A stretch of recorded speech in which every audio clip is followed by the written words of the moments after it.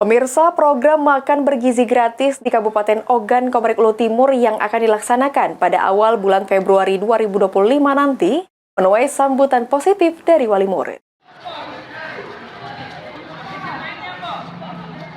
Pemerintah Kabupaten Ogan, Komering Ulu Timur rencananya akan melaksanakan program makan bergizi gratis pada awal Februari 2025 mendatang. Dan untuk tahap awal akan dilaksanakan di 5 sekolah yang ada di Kota Martapura.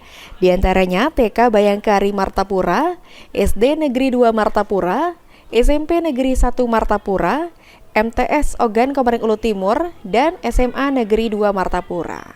Melalui program makan bergizi gratis tersebut, para siswa di sekolah akan mendapatkan makan siang gratis setiap harinya.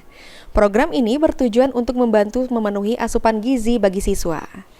Keberadaan program tersebut disambut baik oleh para wali murid. Orang tua siswa merasa sangat terbantu dengan adanya program makan bergizi gratis tersebut. Selain dapat memenuhi kebutuhan gizi siswa, hal tersebut dapat mengurangi biaya uang saku yang dikeluarkan oleh orang tua siswa.